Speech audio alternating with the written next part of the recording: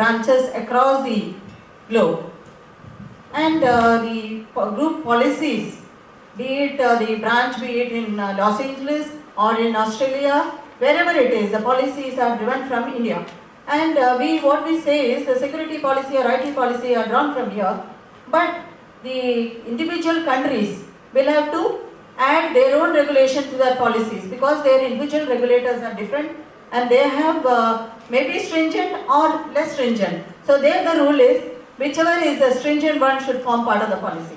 If Indian rule is stringent, that will be there, it will not be diluted. But if there is a stringent policy, that will be added onto the local policies. Samir, may not necessarily, I don't represent regulators, but having said that, I happen to assist two of the global banks started operations in India. We did go through this debate, and since we facilitated as a program managers, ran in documentation, getting them started the business. One thing which my experience has been that so long as we are able to go back and provide, this is your regulation, we are complying to this, and there are additional things which they wanted to really go support it, they have no problem, especially in technology area.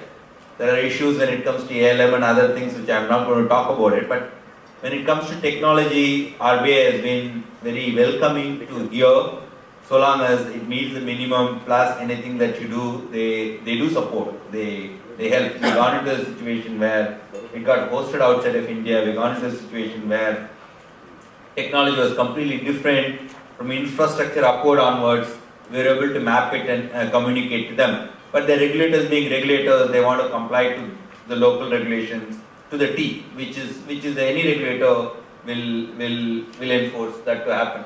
That's what I have seen as my experience. But I'm not a regulator to comment. Let me wear the hat of my happier position. I was with the department.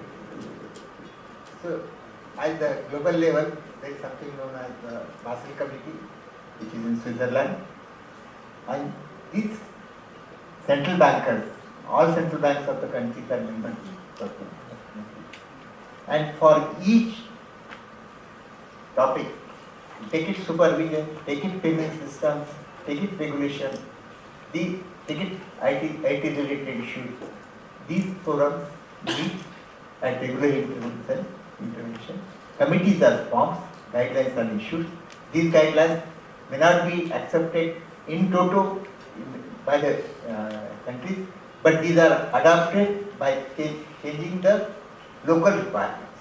So it's not that at global level we don't have to think. Central banks do meet at the global level and they form the policy. That's why you must be saying in the banking supervision now Basel II has gone, we are talking this. Where from these are coming? From coming from Basel. So I just wanted to build on that to just to explain the process. If you look at the recent guidelines, like you look at the guidelines on the implementation of digital certificates in the bank, and if you look at the working paper, I think RBI had studied the global scenarios. In fact, it covers the American scenario, the European scenario, and what could learn from that, and then came out with a working paper on what should be perhaps be the mandate from an Indian context. And then it publishes such a working paper for anybody to respond. And it is available on RBI's website for people to give comments. And the comments are collected over a period of months and then consolidated, and then a more tighter document is issued. Now, even in the process of issuance, there is, one is to actually just issue it and say that this is the mandate. Other is to issue it as a guideline, and then sometimes allow IBA through IBA collect feedback, create working groups, especially if the mandate is fairly large and stringent. Get feedback from the working groups, and then make the adjustment before the final mandatory implementation and enforcements happen. A lot of this goes over a period of 1 year, 2 years, depending on the size. But depending on the type of issue or control that we're talking about, there is that working group which is formed to create that itself draws on a lot of global practices and do that. The case in point is a digital certificate. If you look up on that, you will get to know a good example of how global practices are embedded into the local sector. There's a question in front there. Can you pass on the mic?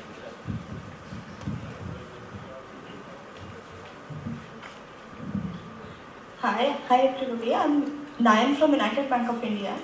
My basic question is, I'm not talking of the high-end cyber crimes that is happening in very day-to-day operations in under co-banking solution.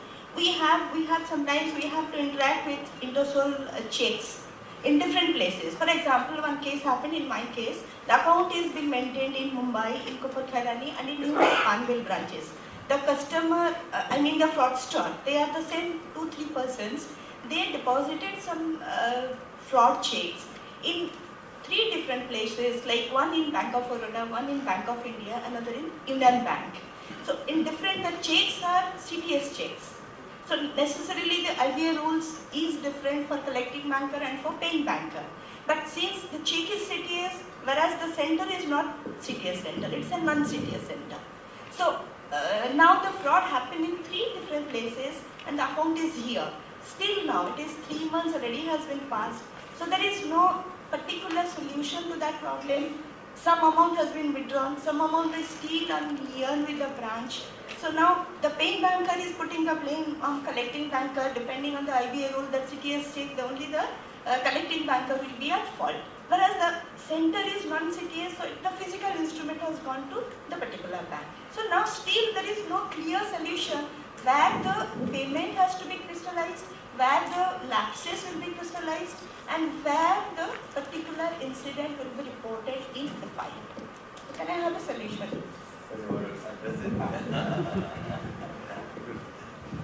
You want to react to that? Yes. Just in the middle. I just want to react to what you said. I am from Dhanlakshmi Bank. My name is Ramesh.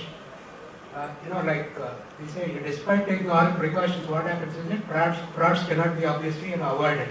But there is an element of alert which is coming from our central IT team, where they say the checks which are getting deposited at third-party locations, that is third locations, the paying center gets an alert that this check has been presented for clearing at a third-party location. Please take care. Then they go about inquiring this whether the check has been properly issued, and all these bona fides are verified by the branch concerned. This could be one of the area what probably you can suggest to your IT team.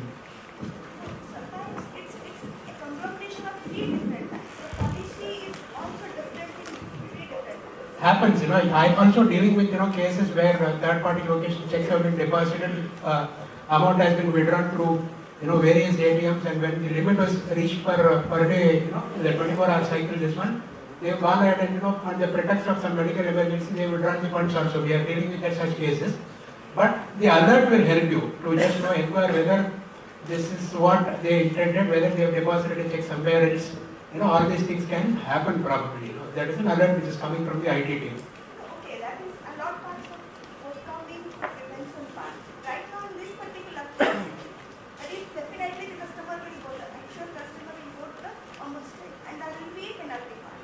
Now since there is no decision till now, because it comprises of 3 different organizations and they are having different sessions, different policies and different places.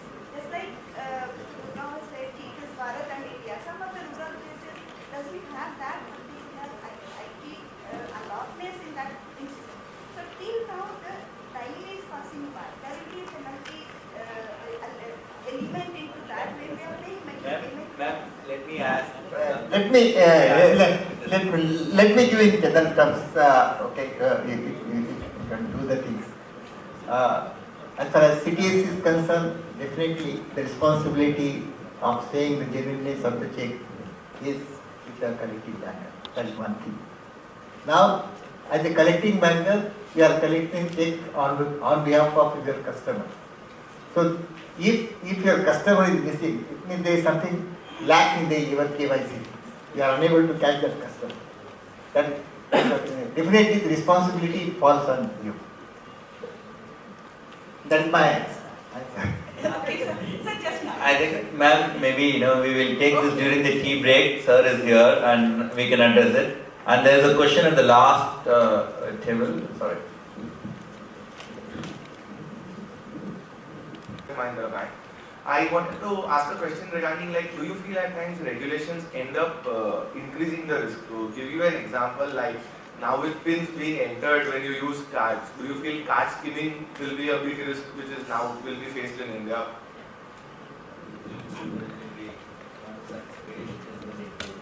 Yeah, now there is a regulation where, say, wherever you use debit cards or credit cards, the customer has to enter the PIN. So now, earlier that was not the case. So I'm saying with this new regulation, would card skimming be a bigger risk? So the regulation has tried to reduce risk at one level, but increase risk at another level. Okay, I'll respond to that. See, when cards were issued, which was signature-based cards earlier, and they have to sign that whenever the slip is taken, it is signed. But then tell me, how many of the people really compare the signature and say it is a real signature or not? That is one issue. When this chip card based and when you have the PIN number given to the customer, the basic thing in all these things are awareness for the customer.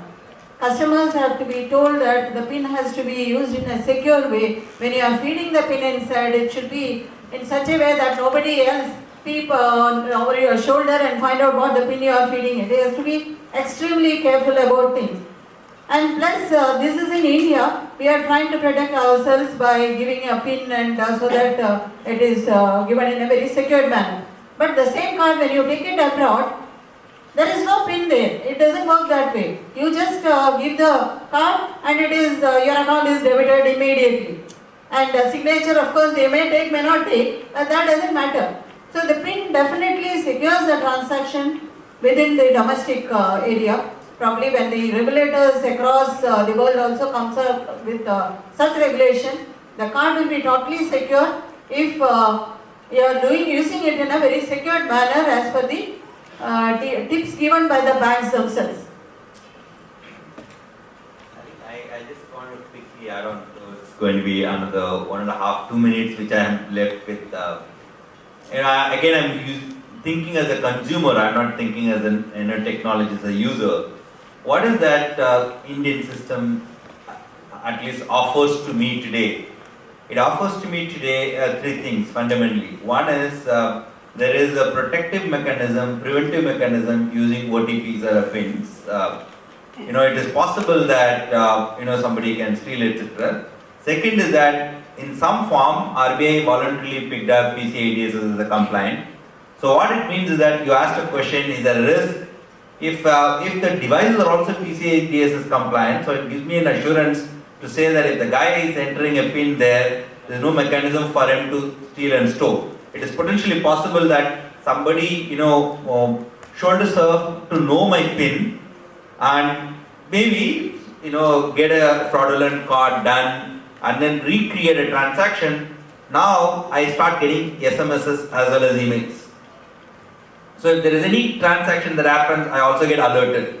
So there are 3 stages which I see in Indian at least ecosystem that is getting created. I'm not saying it is fully safe, secure, etc. But I do believe that we have got far better ecosystem that is being created as compared to many other plastic or electronic commerce economies that we are seeing. But I just want to finish this as the last question, sir, to you. Mankikar, since you mentioned about this Bharat and India, there is a one complaint to say that all this high-tech, things like OTPs and alerts and pins and emails, mobiles and so on and so forth is creating further divide between Bharat and India. Is it true?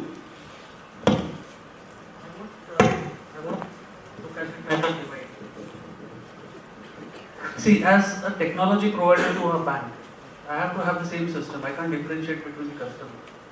So whatever I'm doing for the customers in the urban areas, the same thing will be available for the customers in the rural areas.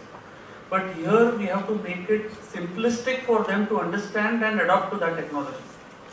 So whatever said and done, I understand the risks. I have to ensure that proper risk mitigative features built into the system. And like you said, Reserve Bank has really made it very simplistic. I mean, though some may not agree, the regulatory rules are so clear. If we follow them, we really don't come into problems. The problems come when we try to circumvent them. And here, if we have it simplistic enough for even a non-technical guy to use it. I mean, today, like the proliferation of smartphones, even a guy in a very rural village can use it. But having mobility and having those devices available there, if we build the security platform around that, which is simplistic, which he knows, understands and abides, then I think we can overcome this bridge. The problem comes in when we have to go wholesale out and where we try to circumvent the system just to get the business. So there I think there has to be more collaboration between the business side, the security side and the technology side, which today is a bit lacking. Today, I mean, unfortunately, business drives technology. It should be the other way around. With that, I just want to conclude this. Is there a question? Okay. My name is Vinay from Max Life Insurance. My question is, in the past, we've been hearing a lot about these soap machines. To be very honest, I'm not very well versed with that concept though, but there's been a lot of spread about how these soap machines are being used, to just forge, to duplicate, the cards that we have. So while for the debit cards, of course, we do have systems in place, we have security pins. That may not be true in some of the credit cards for that matter. So just taking a perspective, since we have a lot of bankers here, is this something which is widespread? Is this something that we are hearing? Is this something that we are doing something on it? Do you want to answer? The soap machines.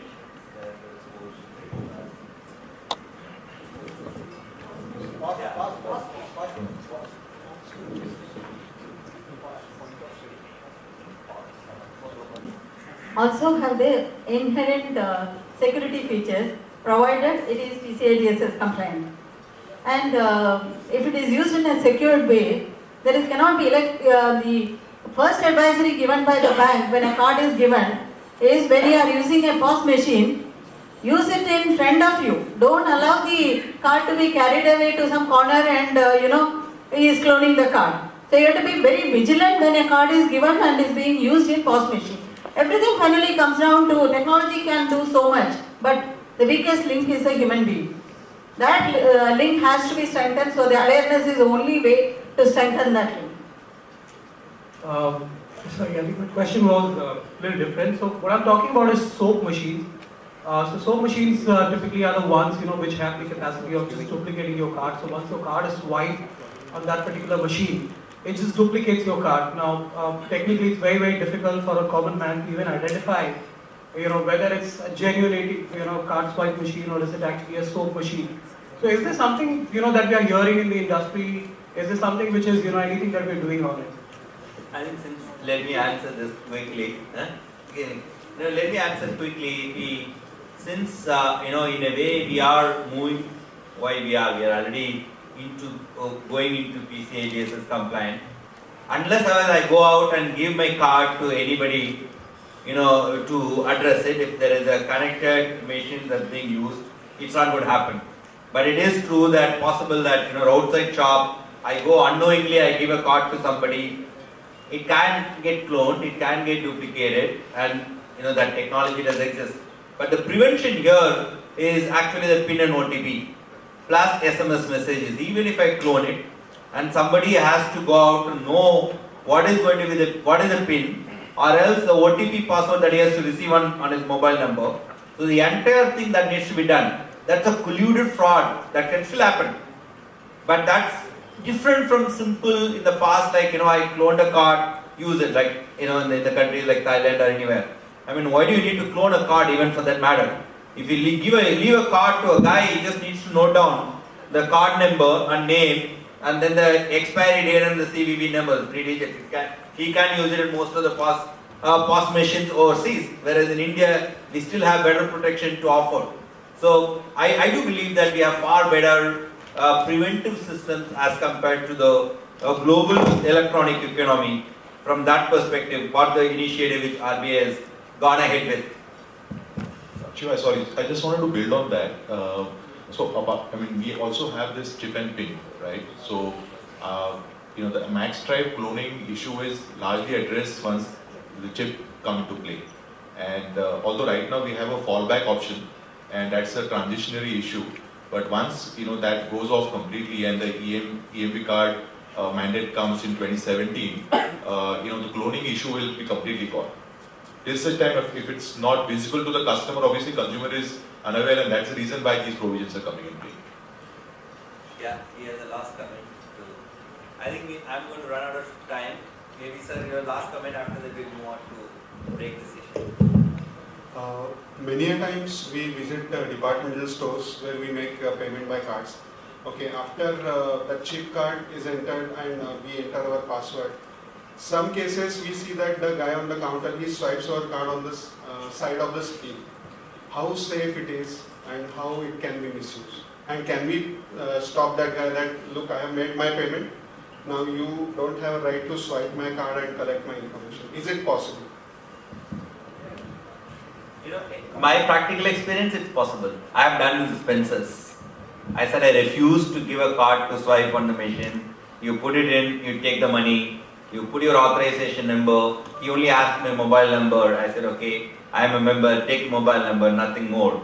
You can do it, but there are lots of companies, I know that in some of the Shopper Stop, etc., use integrated.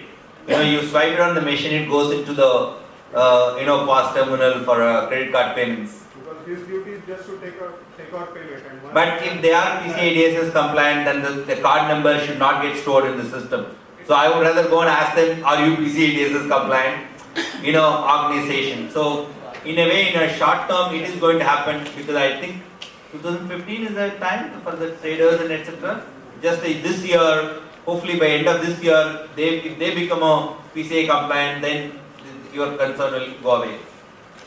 Because that is the most vulnerable area, by collecting that information, they can be misused. So, with that, I know there's lots of people have lots of questions. Though we started a little late, got warmed up. But Vishal has been, keep on warning me. We are running over time. And the whole panelists are available during the break. And feel free to interact. With that, I just want to sum it up. I like what he said. Only technology can do this much. If you want to be preventive, reactive, protective in all measures, it has to be the people, processes, technology, and business. All of them come together to resolve the problem if you wanted to address any of them.